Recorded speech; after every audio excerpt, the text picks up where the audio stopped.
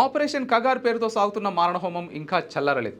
నెత్తుటి మరకలతో ఇంకా అడవి బాట తడుస్తూనే ఉంది. ఇప్పటికే వందల మందిని కోల్పోయిన మావోయిస్ట్ పార్టీకి ఇప్పుడు మరో అతిపెద్ద నష్టం వాటిల్లింది.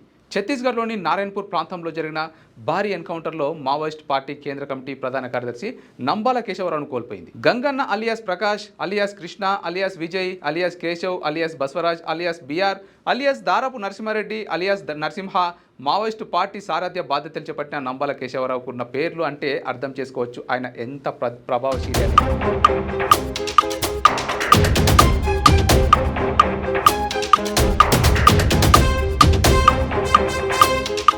శ్రీకాకుళం జిల్లా అంటే ఉద్యమాల కిల్లా. ఈ జిల్లా పేరు వింటేనే నక్సల్ ఉద్యమం, గిరిజన రైతాంగం పోరాటం గుర్తుకు వస్తుంటుంది. ఎంతోమంది మావోయిస్టులు ఈ నేలపైనే పుట్టి పెరిగారు.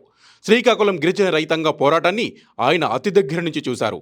విద్యార్థి దశ నుంచే విప్లవ రాజకీయాల వైపు ఆకర్షితులై అంచెలంచెలుగా ఎదిగారు. ఛత్తీస్గఢ్ రాష్ట్రం నారాయణపూర్లో బుధవారం జరిగిన ఎన్కౌంటర్లో 28 మంది మావోయిస్టులు మృతి చెందితే అందులో మావోయిస్టు అగ్రనేత నంబాల కేశవరావు కూడా ఉన్నారు. నంబాల కేశవరావు మృతితో శ్రీకాకుళం జిల్లా కోటబొమ్మాలి మండలం జయ్యన్నపేట గ్రామం ఒక్కసారిగా ఉలిక్కిపడింది. ఎన్కౌంటర్లో మృతి చెందిన మావోయిస్టు అగ్రనేత నంబాల స్వగ్రామం జయ్యన్నపేట కావడంతో ఆ గ్రామం శోకసముద్రంలో మునిగిపోయింది. కేశవరావు చిన్నప్పటి నుండే చదువులో ముందుండేవాడు. అభ్యుదయం భావజాలం ఉన్న వ్యక్తి కూడా. అతని ప్రాథమిక విద్య అంతా జయ్యన్నపేటలోనే కొనసాగింది. తాతగారి ఊరైన టెక్కలి మండలం తలగాంలో హైస్కూల్ విద్యను, టెక్కలి జూనియర్ కళాశాలలో ఇంటర్ విద్యను పూర్తి చేశాడు. అనంతరం టెక్కలి డిగ్రీ కాలేజీలో 2వ ఏడాది డిగ్రీ చదువుతుండగా వరంగల్లోని కాకతీయ రీజనల్ ఇంజనీరింగ్ కళాశాలలో బీటెక్ సీటు రావడంతో అక్కడ ఇంజనీరింగ్ విద్యను అభ్యసించాడు. ఆ సమయంలోనే ఆయన జీవితం ఊహించని మలుపు తిరిగింది. బీటెక్ చదువుతుండగా రాడికల్ విద్యార్థి సంఘం వైపు ఆయన అడుగులు పడ్డాయి. బీటెక్ చదివాక వరంగల్లోని రీజనల్ ఇంజనీరింగ్ అంటే ప్రస్తుతం నేషనల్ ఇన్స్టిట్యూట్ ఆఫ్ టెక్నాలజీ కాలేజీలో 1974లో ఎంటెక్ పూర్తి చేశారు. 1975 ఎమర్జెన్సీ కాలంలో అజ్ఞాతంలోకి కూడా వెళ్లారు.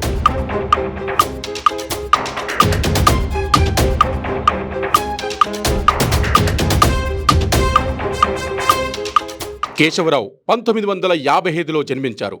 తండ్రి వాసుదేవరావు ఒక ఉపాధ్యాయుడు. చిన్నతనంలోనే కేశవరావు తల్లి లక్ష్మీనారాయణమ్మ మృతి చెందగా ఆ తర్వాత కేశవరావు పిన్ని భారతమ్మను వివాహం చేసుకున్నాడు తండ్రి వాసుదేవరావు. లక్ష్మీనారాయణమ్మకు 2 కుమారులు, 3 కుమార్తెలు ఉండగా 2వ సంతానమే కేశవరావు. వాసుదేవరావు వివాహం చేసుకున్నాక భారతమ్మకు ఒక కుమారుడు కూడా జన్మించాడు. కేశవరావు అన్నయ్య ఢిల్లేశ్వరరావు కూడా పోర్ట్ బ్లేయర్లో పోర్టు చైర్మన్గా పనిచేసి రిటైర్ అయ్యి విశాఖలో ఉంటున్నాడు. అతని చిన్న చెల్లెలు కూడా చనిపోయారు. కేశవరావు ఎంటెక్ చదువుతుండగా విద్యార్థి సంఘాల గొడవలలో 1983లో కేశవరావు అరెస్టు అయ్యి విశాఖ సెంట్రల్ జైలులో కొంతకాలం శిక్ష అనుభవించాడు. అదే సమయంలో ఊరికి వచ్చేయమని విశాఖ జైలులో కలిసి కుటుంబ సభ్యులు ప్రాధేయపడ్డారు. కానీ తర్వాత బెయిల్పై విడుదలైన కేశవరావు జైలు నుండి అటు నుంచి అటే అడవి బాట పట్టారు. ఆ తర్వాత మరి వెనక్కి తిరిగి చూడలేదు.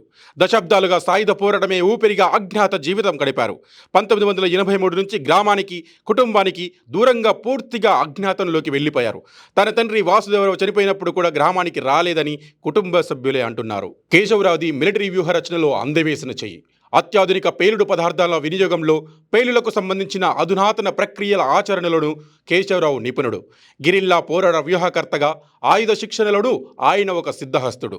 మావోయిస్టు పార్టీ సైనిక విభాగానికి కేశవరావు కీలక వ్యూహకర్త. మావోయిస్టు పార్టీలోని అత్యున్నత సైనిక విభాగం సెంట్రల్ మిలిటరీ కమిషన్ బాధ్యతలను కూడా ఆయన నిర్వర్తించారు.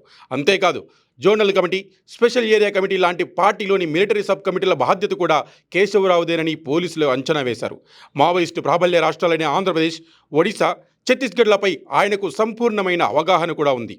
6 నెలల క్రితం నుంచే కేశవరావు మావోయిస్టు పార్టీ బాధ్యతలను పర్యవేక్షిస్తున్నప్పటికీ తాజాగా అధికారికంగా ఈ నిర్ణయం వెలువడిందని తెలుస్తోంది. పార్టీని బలోపేతం చేయడంలో, కేడర్ రిక్రూట్మెంట్లో కేశవరావు బాధ్యత కీలకమని తెలుస్తోంది. 1980లో అప్పటి పీపుల్స్ వార్ అనుబంధ విద్యార్థి సంఘం ఆర్ఎస్యు, ఏబీవీపీ విద్యార్థి సంఘాల మధ్య ఘర్షణ సందర్భంగా ఒక్కసారి కేశవరావు శ్రీకాకుళంలో అరెస్ట్ అయ్యారు. ఆయన కళింగ సామాజిక వర్గానికి చెందినవారు. మావోయిస్టు పార్టీ ఆధ్వర్యంలో జరిగిన పలు దాడుల్లో కేశవరావు కీలక నిందితుడిగా ఉన్నారు. ఏపీ సీఎం చంద్రబాబు నాయుడు అలిపిరి దాడి కేసులోనూ ఆయన సూత్రధారి. అలాగే బలిమెల ఘటనలో కూడా నంబాల కేశవరావుది పాత్ర ఉందని పోలీసులు అంచనా వేశారు. అరకు ఎమ్మెల్యే కిడారి సర్వేశ్వరరావు, మాజీ ఎమ్మెల్యే సోములపై దాడి వ్యూహకర్త కూడా కేశవరావేనని అంటారు.